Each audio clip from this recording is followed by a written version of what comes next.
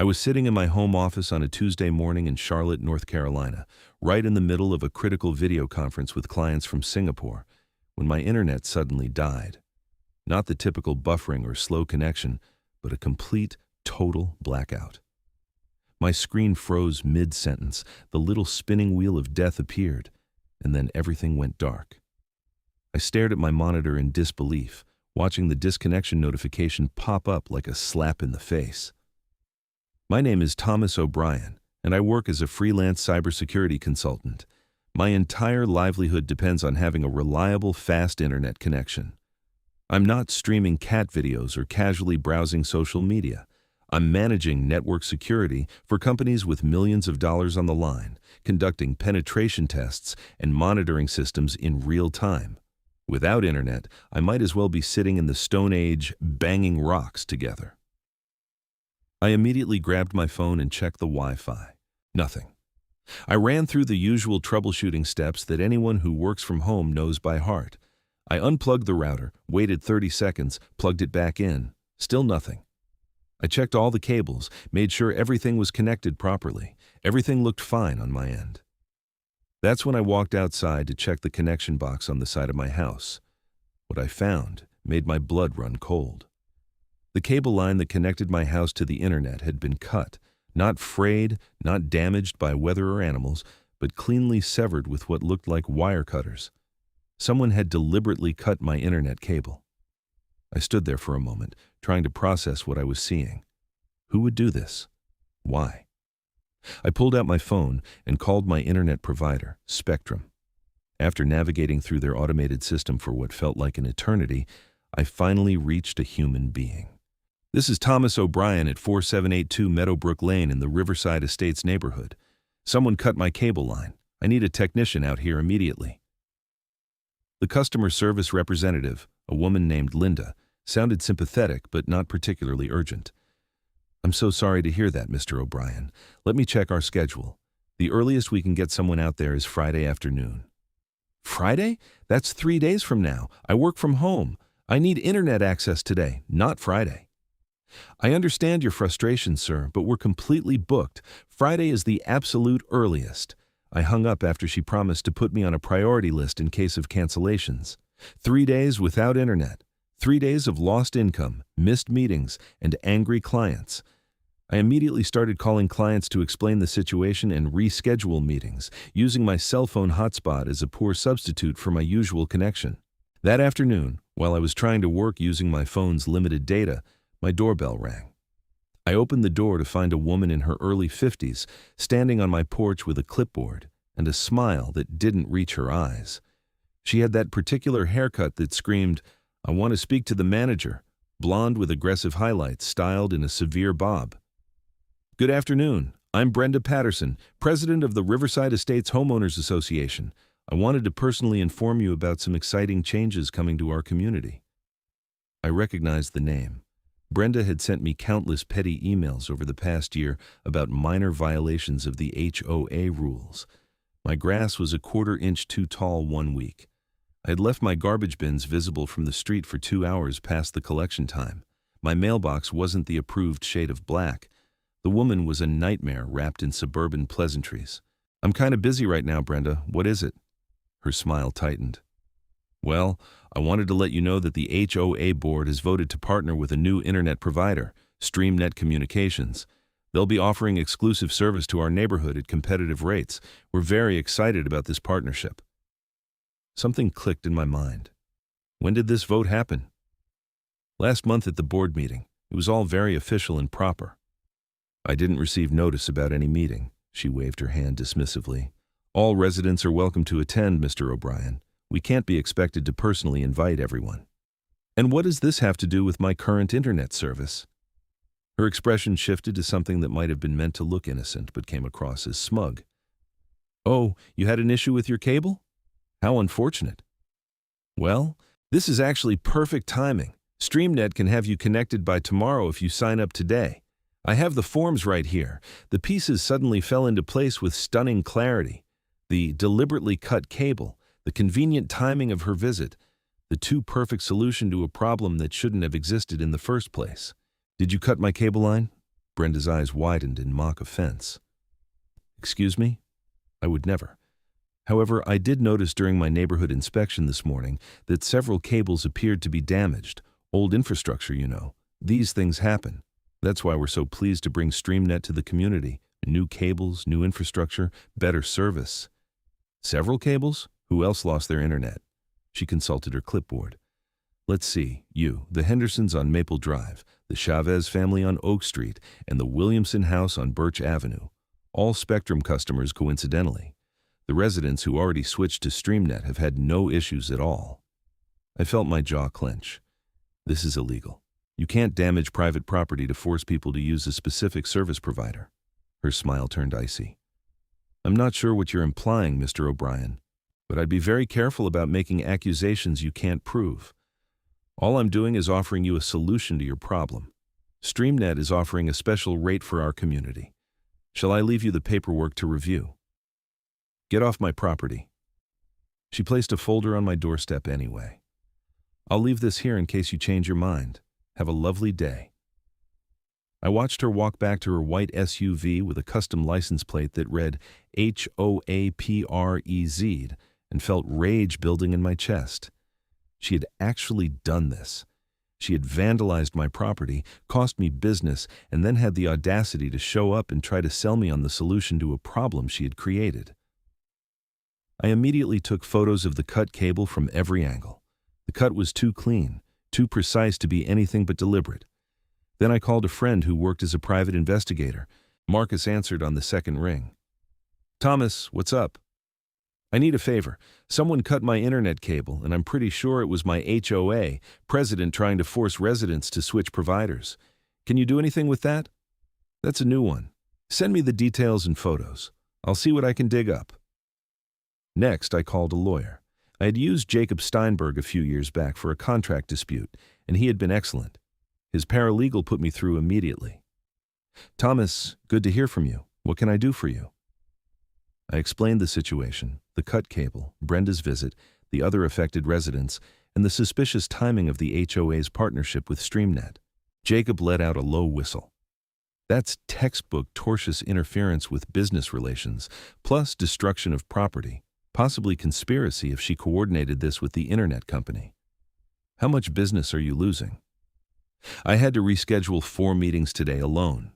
Conservatively, I'm losing about $2,000 a day in billable hours, not counting the potential long-term damage to my reputation with clients. Document everything, every meeting you miss, every dollar you lose, every communication with the HOA. I'll draft a demand letter, but honestly, Thomas, this sounds like a case we might want to take to court. The HOA insurance will probably try to settle, but given the deliberate nature of this, we could be looking at punitive damages. Do it. I want these people held accountable. I'll need a retainer and then we'll start building the case. In the meantime, see if you can get the other affected residents to provide statements. The more evidence of a pattern, the stronger our case. After hanging up with Jacob, I looked up the addresses Brenda had mentioned, the Hendersons, the Chavez family, and the Williamsons. I decided to walk around the neighborhood and introduce myself. The Hendersons were a retired couple in their 70s. Robert Henderson answered the door wearing reading glasses and holding a newspaper. Can I help you? Hi, I'm Thomas O'Brien. I live over on Meadowbrook. Did you recently have your internet cable cut? His expression darkened. Yes, just yesterday. Those vandals. We had to sign up with some new company because Spectrum can't get out here until next week. My wife needs internet for her telemedicine appointments. Did Brenda Patterson from the HOA visit you? She did. Showed up within an hour of us discovering the cut cable with all these forms for StreamNet. I thought it was suspicious timing, but my wife needs her doctor appointments, so we signed up. Mr. Henderson, I believe Brenda is behind the cut cables.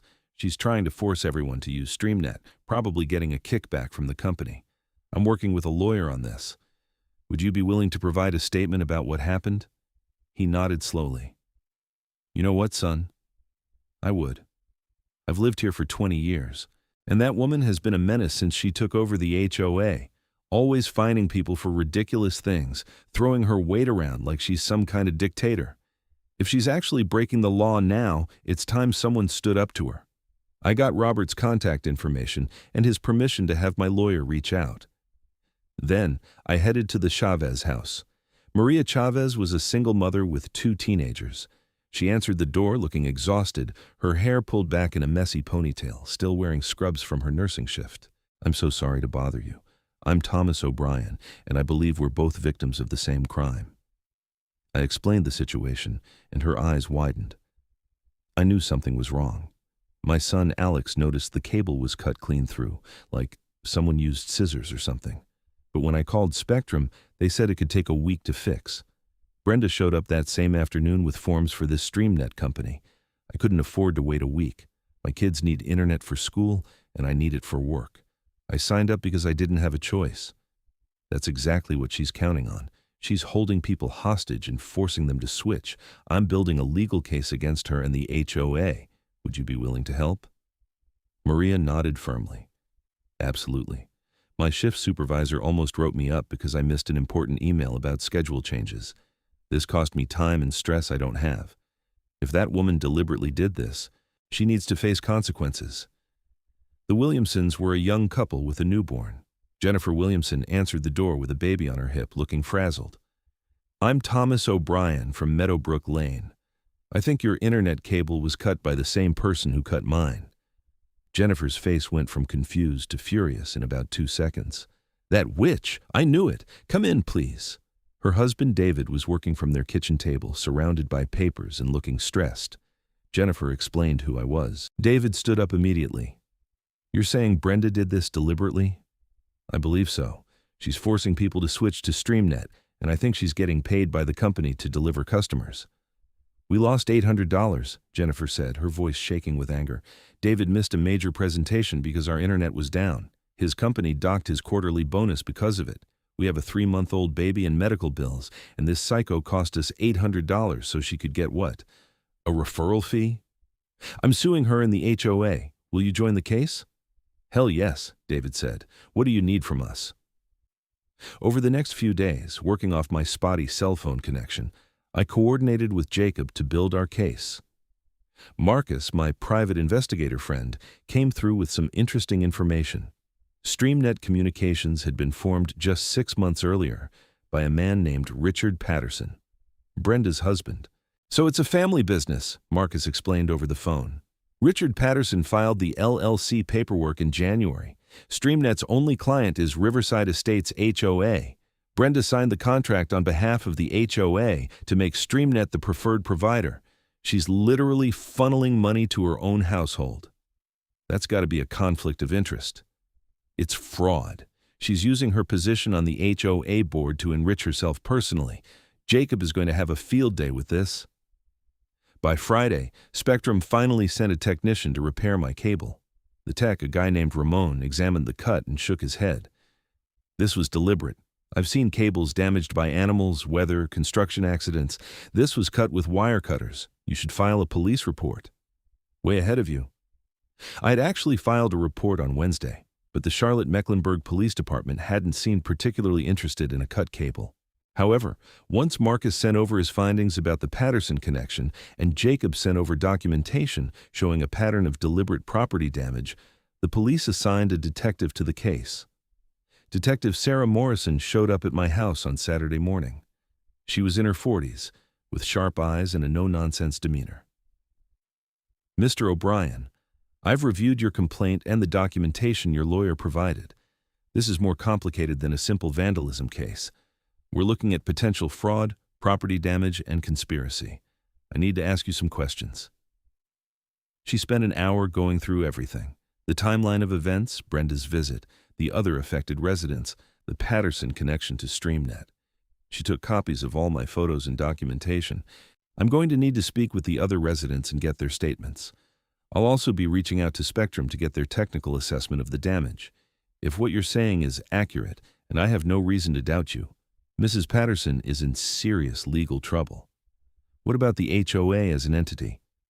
That's trickier. If the board approved this scheme, they're all liable. If Mrs. Patterson acted alone, she's personally liable, and the HOA might escape criminal charges, though they'd still face civil liability. We'll need to subpoena HOA records, meeting minutes, emails, the works. Over the next 2 weeks, Detective Morrison worked the case thoroughly. She interviewed all the affected residents, spoke with Spectrum technicians, and subpoenaed HOA records. What she found was even worse than I had imagined. Brenda had sent emails to the other board members outlining a plan to encourage adoption of StreamNet services. The emails were carefully worded to avoid directly stating they would sabotage existing services, but the implication was clear. 2 other board members had replied expressing concerns, but they had been overruled. Brenda had majority control of the board. Jacob filed our civil lawsuit in Mecklenburg County Court on a Tuesday morning in late March. The defendants were Brenda Patterson personally, the Riverside Estates HOA, and StreamNet Communications. We were suing for actual damages, including lost income, forced service contracts, and property damage, plus punitive damages for the deliberate and malicious nature of the scheme. The filing made local news. A reporter from the Charlotte Observer called me for an interview. "Mr. O'Brien, you're claiming that your HOA president deliberately sabotaged residents' internet service to force them to use her husband's company. That's a serious accusation." "It's not an accusation. It's what happened. We have documentation, witness statements, and physical evidence. This is an open and shut case of fraud and property destruction." The article ran the next day under the headline, "Charlotte HOA, President accused of cutting internet cables to boost husband's business." It went viral on local social media. Suddenly, everyone in Charlotte was talking about Brenda Patterson and Riverside Estates. Other residents started coming forward with complaints about Brenda's management. She had been fining people excessively for minor violations, using HOA funds for personal expenses, and generally running the association like her personal fiefdom. The state of North Carolina began an investigation into the HOA's finances. Brenda's lawyer, a slick corporate attorney named Gregory Walsh, reached out to Jacob with a settlement offer. They would pay for my internet downtime, reimburse me for 2 days of lost work, and apologize. 2 days, I said when Jacob called to tell me. I lost a week of productivity, plus the time I spent dealing with this mess, plus the damage to my professional reputation. 2 days is insulting. That's what I told him. I countered with full damages plus $50,000 in punitive damages. He laughed at me. This is going to trial. The HOA board held an emergency meeting to discuss the lawsuit. By this point, several residents had retained lawyers and were talking about suing the HOA separately for Brenda's mismanagement. The meeting was packed with angry homeowners. I attended, sitting in the back with my arms crossed. Brenda sat at the front table with the other board members, looking significantly less confident than the last time I had seen her. One of the other board members, a man named Stephen Rodriguez, opened the meeting. "We're here to discuss the lawsuit filed by Thomas O'Brien and the subsequent investigation into HOA finances. First, I want to state for the record that I and board member Patricia Kemp voted against the StreamNet agreement when it was first proposed. We were overruled by President Patterson and board member Dale Murphy." Dale Murphy, a heavyset man in his 60s, looked uncomfortable. "I was told this was a standard service agreement. I wasn't aware of any connection between Mrs. Patterson and StreamNet." "That's a lie," someone called from the audience. "You and Brenda are friends. You knew exactly what was going on." The meeting devolved into shouting. Multiple residents stood up and demanded Brenda's resignation. She sat there with her face flushed, refusing to speak. Finally, Stephen Rodriguez called for a vote of no confidence. It was nearly unanimous. Brenda was removed as HOA president effective immediately. She stood up, grabbed her things, and stormed out of the community center. As she passed me, she hissed, "You've ruined everything." "No, Brenda, you did that yourself." Detective Morrison arrested Brenda 2 days later. The charges were multiple counts of felony property damage, fraud, and conspiracy. Richard Patterson was also arrested and charged with conspiracy and fraud. The police had found emails between Richard and Brenda planning the entire scheme, including discussing which residents to target first. The criminal trial moved faster than the civil case. Brenda and Richard tried to fight the charges at first, but the evidence was overwhelming. Their own emails convicted them. In a plea deal to avoid prison time, they both pleaded guilty to reduced charges. Brenda was sentenced to 18 months of probation, 500 hours of community service, and ordered to pay restitution to all affected residents. Richard's sentencing was similar, plus StreamNet Communications was dissolved and he was barred from operating any telecommunications business in North Carolina for 10 years. The civil case was more complicated. The HOA's insurance company got involved, trying to argue that Brenda had acted outside the scope of her authority and therefore her actions weren't covered. Jacob tore that argument apart by showing that the board had approved the StreamNet agreement, making it an official HOA action even if individual board members claimed ignorance. We spent months in depositions and discovery. Jacob was relentless, pulling apart every aspect of the HOA's finances and decision-making process. It turned out Brenda had been embezzling HOA funds for years, using association money to pay for personal expenses and falsifying records. The state investigation confirmed this, adding another layer of legal trouble for her. By September, nearly 6 months after the cable-cutting incident, we were ready for trial. The HOA's insurance company made one final settlement offer. They would pay all affected residents full damages for lost income and expenses, plus $25,000 per household in punitive damages. Additionally, the HOA would be required to undergo a complete management restructure and financial audit. Jacob presented the offer to me, Robert Henderson, Maria Chavez, and David and Jennifer Williamson in his office. We were all named plaintiffs in the lawsuit now. "This is a good offer," Jacob said. "If we go to trial, we might get more in punitive damages, but trials are unpredictable. This gives you guaranteed compensation and forces real changes in the HOA." Robert Henderson spoke first. "I say we take it. I'm 73 years old. I don't want to spend the next year fighting this in court." Maria Chavez nodded. "The money will help. My kids and I have been struggling since all this started. I vote yes." Jennifer and David looked at each other, having one of those silent spousal conversations. David finally said, "We want to accept, but only if Brenda is permanently barred from ever serving on an HOA board again." Jacob made a call to the insurance company's lawyer. After some negotiation, they agreed. The settlement would include a provision that Brenda Patterson would never serve in any HOA leadership position in any community in North Carolina. I was the last to decide. Part of me wanted to drag Brenda through a full trial, to expose every detail of her fraud and corruption in open court. But the practical part of me knew that settlements were final and enforceable. I would get paid, the HOA would be reformed, and I could move on with my life. "I'll accept," I said finally, "but I want one more thing. The HOA has to send a letter to every resident explaining exactly what happened and apologizing for Brenda's actions." That was added to the settlement terms. We all signed the agreement in October, and the money was deposited into our accounts by November. I received $47,000. That covered my lost income from the week my internet was down, the additional time I spent dealing with the situation, the stress and reputation damage with my clients, plus the punitive damages. The HOA sent the required letter to all residents in December. It was a detailed 3-page explanation of Brenda's scheme, the criminal charges and convictions, and the civil settlement. It outlined the new management structure and the independent financial audit that was being conducted. Several residents told me they were shocked they hadn't realized what was going on. The new HOA board, led by Stephen Rodriguez as president, turned out to be remarkably competent. They reduced the ridiculous fines that Brenda had imposed, focused on actual community maintenance instead of petty violations, and ran the association's finances transparently. For the first time in years, residents actually trusted the HOA. I ran into Maria Chavez at the neighborhood grocery store in January, almost a year after the cable-cutting incident. She was smiling, which was a nice change from the stressed, exhausted woman I had first met. "Thomas, hi! I wanted to thank you again for taking on Brenda. The settlement money was a lifesaver.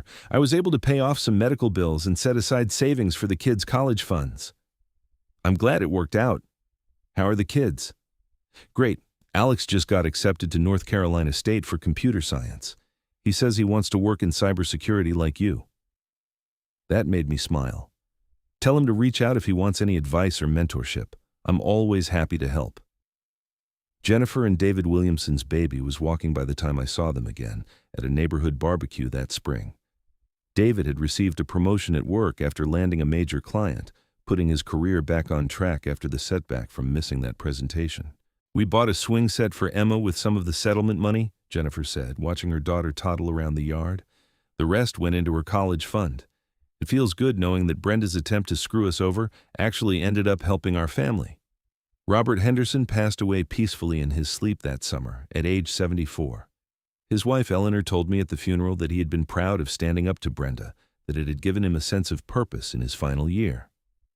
She used part of the settlement money to establish a small scholarship at their local community college in Robert's name for students studying business ethics. As for me, the whole experience taught me a lot about standing up for yourself and not letting bullies, even those with official titles and authority, push you around. My business actually grew in the aftermath of the lawsuit. Several clients told me they respected how I had handled the situation professionally and effectively, fighting back against an injustice without letting it completely derail my work. Brenda and Richard Patterson divorced quietly about 18 months after their convictions. Brenda moved to Tennessee, and Richard took a job managing a warehouse somewhere in South Carolina. The last I heard, they were both struggling financially after paying restitution and legal fees. Their big plan to profit off StreamNet had instead destroyed their finances, their marriage, and their reputations. The Riverside Estates HOA became a model for how associations should operate.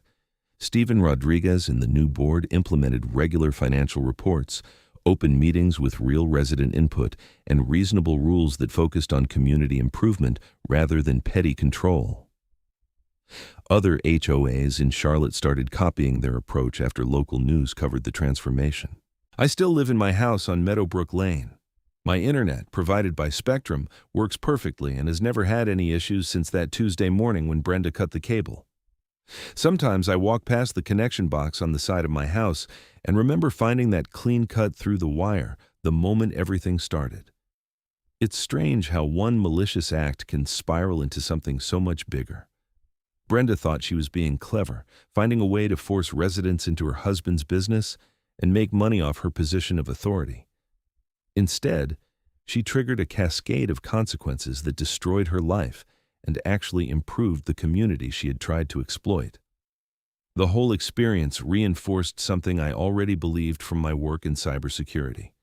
People who think they can get away with unethical behavior because they have power or authority are always eventually exposed. It might take time, it might require someone willing to fight back, but the truth comes out. Systems that lack oversight and accountability inevitably breed corruption. And when corruption is exposed, it doesn't just affect the individual perpetrator, but everyone connected to them. I sometimes get emails from people in other states who read about the case online. They're dealing with their own HOA nightmares and want advice. I always tell them the same thing. Document everything, find a good lawyer, and don't be intimidated. HOAs wield a lot of power over homeowners, but that power has limits. They're bound by laws, contracts, and basic standards of ethical behavior. When they cross those lines, they can be held accountable. The legal precedent from our case has been cited in several other lawsuits against HOAs for similar issues. Jacob told me that property law professors have used it as a teaching example in their classes. That makes me proud. What started as a personal fight over a cut internet cable became something that helps other people stand up against abusive HOAs. I rebuilt my relationship with all my clients after the brief disruption. I was honest with them about what happened, and they appreciated my transparency. A few even referred new clients to me because they were impressed with how I handled adversity. In a weird way, Brenda's sabotage ended up being good for my business reputation. It showed that I could deal with a crisis calmly and effectively. The Riverside Estates neighborhood feels different now. People are more engaged with the HOA because they trust it. Attendance at board meetings is higher. Residents volunteer for committees. There's a sense of community ownership that didn't exist when Brenda was running things like a dictatorship. Her downfall paradoxically made the neighborhood stronger. Every so often, I still get annoyed at petty bureaucracy and unnecessary rules, whether from HOAs, government agencies, or corporate policies. But the Brenda Patterson experience taught me that you don't have to just accept it when someone abuses their authority. You can fight back. It takes time, energy, and often money. But standing up for what's right matters. My life has returned to normal, or as normal as anything gets in the modern world. I work from my home office, managing cybersecurity for clients across multiple time zones. My internet connection is fast and reliable. I pay my HOA dues on time, and the new board uses that money responsibly to maintain the neighborhood. I mow my lawn to the correct height, and nobody sends me passive-aggressive emails about it. Sometimes, late at night when I'm working on a project, I think about that Tuesday morning when everything started. The frozen video call, the cut cable, Brenda showing up at my door with her smug smile and her clipboard. The rage I felt, and the decision to fight back instead of just accepting it and switching to StreamNet to make the problem go away. If I had taken the easy route and signed up for StreamNet, Brenda would still be in charge. She would have continued embezzling HOA funds. She and Richard would have profited from their scheme. Other residents would have been targeted and forced to switch. The corruption would have continued and probably escalated. Instead, one cut cable led to investigations, arrests, convictions, lawsuits, settlements, and real change. It's a reminder that individual actions matter.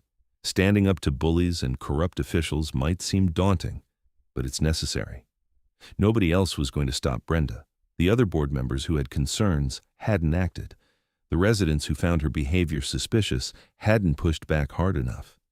It took someone willing to document everything, hire a lawyer, and go through the long, frustrating process of holding her accountable. The $47,000 I received from the settlement was nice, but the real victory was knowing that Brenda Patterson can never again use an HOA position to exploit residents. She's barred from that kind of authority in North Carolina. Her criminal record means any future neighbors can easily discover what she did. She's been effectively neutralized as a threat to any community. Richard Patterson's telecommunications business dreams are dead. StreamNet is dissolved, and he's barred from that industry in the state. His plan to build a business by having his wife force customers into contracts through sabotage didn't just fail, it destroyed any legitimate chance he might have had in that field. The other affected residents got compensation too. Maria Chavez and her kids got some financial breathing room and a sense that the system can work when people stand up for themselves. David and Jennifer Williamson recouped their losses, and then some, plus got the satisfaction of seeing justice done. Robert Henderson got to be part of something important in his final year, fighting back against someone who had been a thorn in the neighborhood side for years. The Riverside Estates community as a whole benefited from Brenda's removal and the HOA's restructuring. Property values actually increased slightly after the new board took over and the negative publicity died down. The neighborhood got a reputation not for corruption, but for accountability and good governance. Looking back on the entire saga from that Tuesday morning interruption to the final settlement and beyond, I realize how much power ordinary people have when they decide to use it. Brenda had authority, but it was authority that existed only because residents allowed it. When we collectively said no, when we documented her abuses and held her accountable through both criminal and civil legal systems, her authority evaporated. That's a lesson that applies far beyond HOAs. People in positions of power, whether in homeowner associations, corporations, government, or any other institution, rely on others being too intimidated, too busy, or too cynical to fight back. When someone decides to fight back effectively, methodically, and persistently, corruption can be exposed and stopped. I'm not a crusader by nature. I'm a cybersecurity consultant who just wants to do my work and live my life in peace. But when someone deliberately sabotaged my ability to earn a living and tried to extort me into supporting their fraudulent business scheme, fighting back became necessary. Not just for me, but for everyone else in the neighborhood who was either already affected or would have been targeted next. The experience also taught me the value of good professional relationships. Marcus, my private investigator friend, came through with crucial evidence about the Patterson family connection. Jacob, my lawyer, fought aggressively and strategically to build a winning case. Ramon, the spectrum technician, gave me documentation that the cable cut was deliberate. Detective Morrison took the case seriously and investigated thoroughly. Each of these people played a crucial role in holding Brenda accountable. If I had tried to handle this alone, I would have failed. Exposing and stopping corruption requires a team. It requires people with different skills and expertise working together toward a common goal. That's another important lesson I took from this whole mess.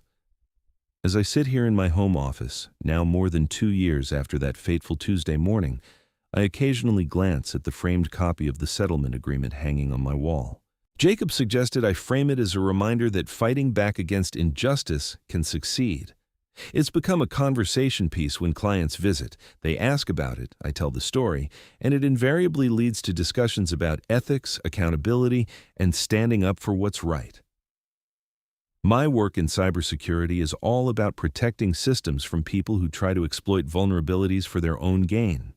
The Brenda Patterson situation was the physical world version of that same principle.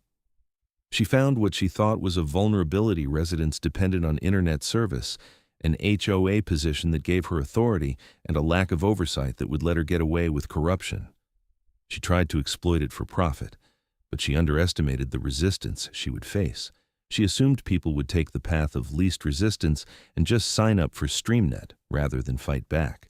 She was wrong, and that miscalculation cost her everything. The story of HOA severed my internet cable to push their own provider. I sued them for every day of downtime has become a minor legend in property law circles and among people dealing with difficult HOAs. I've been interviewed by podcasts and blogs about homeowner rights. Law students have reached out with questions. Local news in Charlotte still occasionally references the case when covering HOA-related stories. I never wanted or expected that kind of attention. I just wanted my internet connection restored and justice for the wrong that was done to me and my neighbors. But if the attention helps other people stand up to abusive HOAs, then I suppose it serves a good purpose. The Riverside Estates neighborhood today is peaceful and well managed. The new board focuses on the things HOAs should focus on: maintaining common areas, organizing community events, handling genuine violations of reasonable rules. They're not perfect, but they're accountable and transparent, which makes all the difference. I've gotten more involved in the HOA myself, serving on a committee that reviews proposed rule changes. My experience with Brenda made me realize that good governance requires participation from residents who care about fairness and accountability. If decent people don't get involved, positions of authority get filled by people like Brenda, who see them as opportunities for personal gain rather than community service. Every few months, I drive past the house where Brenda used to live. New owners bought it after she moved to Tennessee. They're a young family with 2 kids and a dog. I introduced myself when they moved in and gave them a brief sanitized version of the neighborhood's recent history. They appreciated the heads up and have become active, positive members of the community. That house, once the headquarters of a petty tyrant's domain, is now just another home in a well-functioning neighborhood. There's something poetic about that transformation. Physical spaces take on the character of the people who occupy them. Under Brenda, that house represented intimidation and corruption. Under the new owners, it's just a place where a family lives their life. I think about Brenda sometimes, wondering if she learned anything from the experience. Did she understand that her downfall was entirely her own fault? Did she recognize that treating people badly and breaking the law for personal profit would inevitably lead to consequences? Or does she still see herself as a victim, someone who was just trying to make a business succeed and got unfairly targeted by angry residents? I suspect it's the latter. People like Brenda rarely accept responsibility for their actions. They're always the victim in their own narrative. But it doesn't matter what she thinks now. She can't hurt anyone in Riverside Estates anymore, and she's barred from doing the same thing in any other North Carolina community. That's what matters. The legal system worked in this case, both criminal and civil. Brenda and Richard were arrested, prosecuted, and convicted. They paid restitution. The affected residents were compensated through the civil settlement. The HOA was forced to reform. Not every case of corruption or abuse of authority ends so cleanly, but this one did. That gives me faith that the system can work when people are willing to engage with it. Of course, the system only worked because we pushed it. If I had just shrugged off the cut cable and switched to StreamNet, nothing would have changed. If the other affected residents hadn't provided statements and joined the lawsuit, the case would have been weaker. If Detective Morrison hadn't taken the investigation seriously, the criminal charges might never have been filed. If Jacob hadn't fought aggressively for a fair settlement, we might have gotten much less compensation. Justice requires effort. It requires people willing to document evidence, hire lawyers, go through depositions and court proceedings, and persist even when it's frustrating and time-consuming. That's a lot to ask of people who are just trying to live their lives, but it's necessary. The alternative is letting people like Brenda get away with corruption, which encourages more corruption and makes communities worse for everyone. The $47,000 I received sits in an investment account now, growing slowly. I didn't need it for immediate expenses, so I decided to let it build up as an emergency fund. It's a tangible reminder of the value of fighting back. That money represents not just compensation for my losses, but vindication of the principle that people who abuse authority should face consequences. I've used some of it for charitable donations, particularly to organizations that provide legal aid to people dealing with HOA disputes and can't afford lawyers. If my experience can help others in similar situations, even indirectly, then something good came from Brenda's malicious act. The neighborhood is quieter now, in a good way. There's no drama, no residents angry about ridiculous fines or arbitrary rules. The HOA functions the way it's supposed to, handling necessary business without overstepping its authority. It's boring and functional, which is exactly what an HOA should be. My internet connection remains fast and reliable. I've had exactly 0 outages or problems since Spectrum repaired the cable Brenda cut. I work from home without interruption, conducting video conferences and managing security systems for clients around the world. My business has grown, and my reputation in the industry is strong. Life has a way of returning to normal after major disruptions, but normal is different now. I'm more aware of the importance of accountability in organizations that have power over people's lives. I'm more willing to stand up and fight when I see something wrong. And I'm more appreciative of the ordinary functioning of systems we take for granted, like reliable internet service and honest governance. The story of that cut cable and everything that followed will always be part of my personal history. It's the time I went to war with my HOA and won. It's the time I turned one malicious act into accountability and justice. It's proof that standing up to bullies, even those with official authority, can succeed. I hope Brenda Patterson thinks about what she lost every time she deals with the consequences of her actions. Her marriage, her reputation, her financial security, her position of authority, all gone because she couldn't resist the temptation to exploit her HOA role for personal profit. It was a spectacularly stupid decision that destroyed her life. And I hope anyone else who serves on an HOA board or holds any position of authority over others reads about this case and learns from it. Your authority exists to serve the people you represent, not to enrich yourself. When you abuse that trust, consequences will follow. Maybe not immediately, but eventually. Someone will document your behavior, hire a lawyer, and hold you accountable. For me, the whole experience reinforced values I already held, but deepened my commitment to them.